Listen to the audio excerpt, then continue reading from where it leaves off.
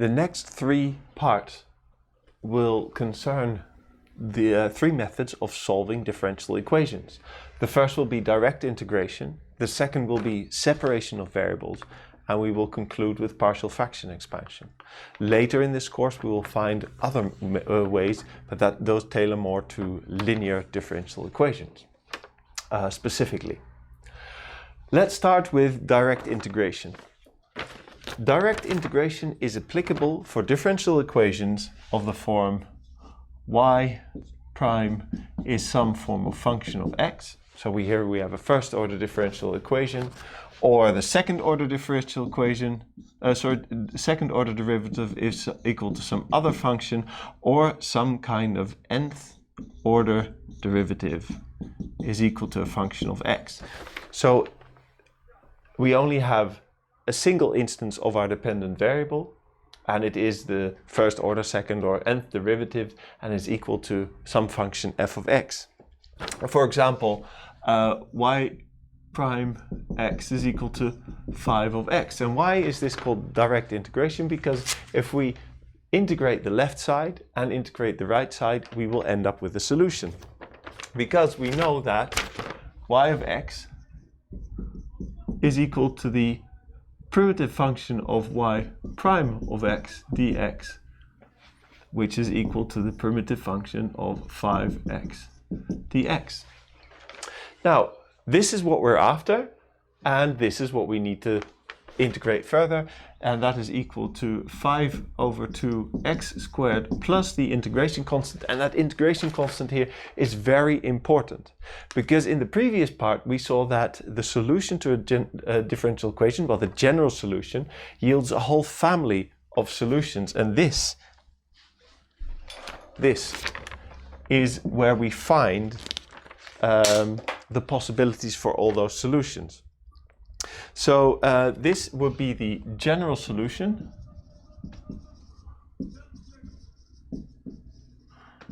So if we now add initial condition, for example, I0 is equal to 12, then we have our particular solution,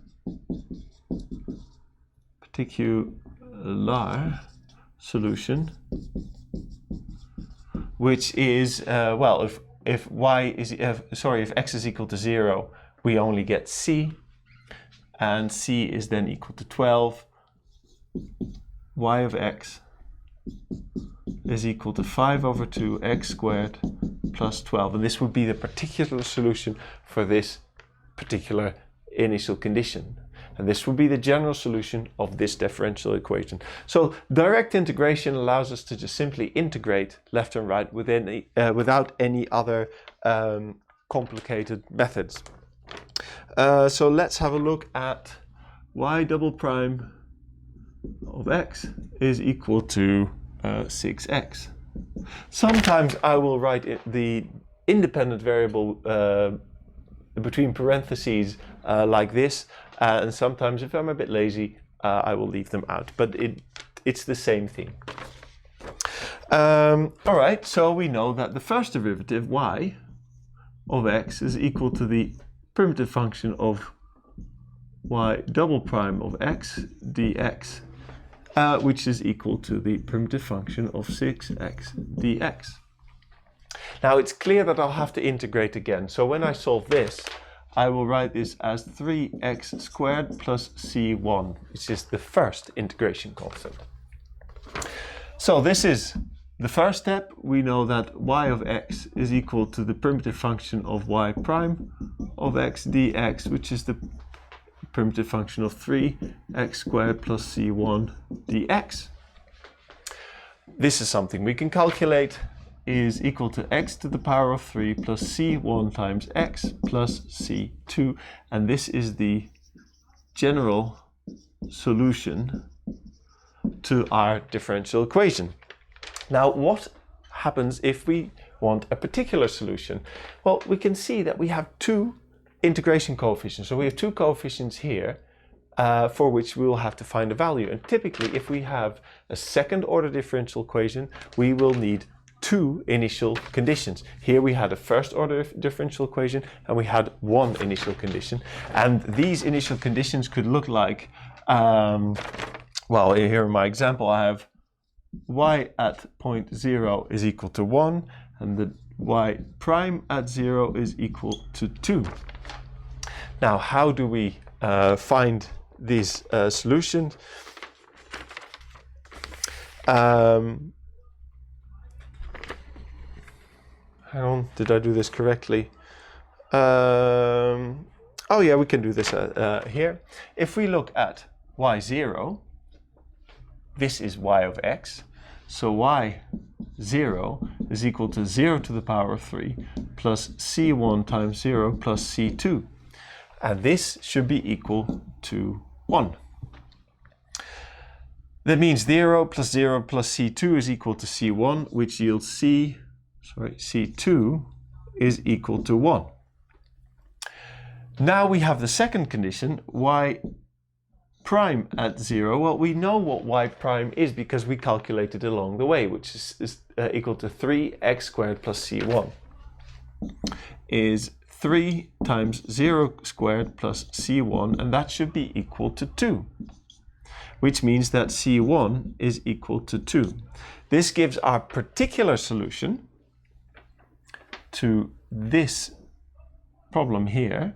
So the particular solution,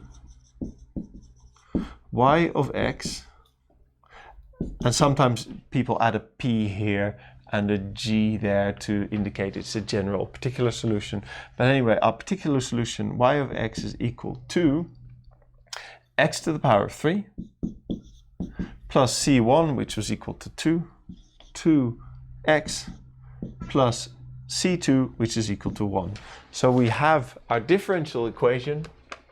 It's a second order differential equation, so we end up with two coefficients. For a particular solution, we need two initial values, or two two conditions. They could also be y0 is equal to 1 and y at 0.5 is equal to 3 or something like that. That's a different way of specifying it, but usually you have initial conditions like this. We plug them in the formulas for y and y prime, and we find the values of our coefficient, and we find our particular solution.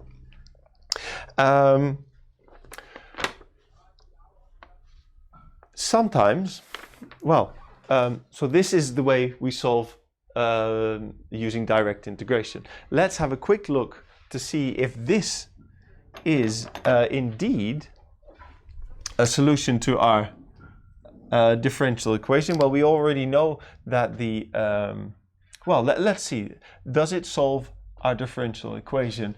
Y double prime is equal to 6x plus our initial conditions here. So let's take the first and the second derivative. Y prime of x is equal to 3x squared plus 2, and y double prime of x is equal to 6 times x. So we see that it satisfies the differential equation. So that's the first half. The second part is, does it satisfy the initial conditions? Well, if we plug 0 in here, so y prime of 0 is equal to 2, so that satisfies that one.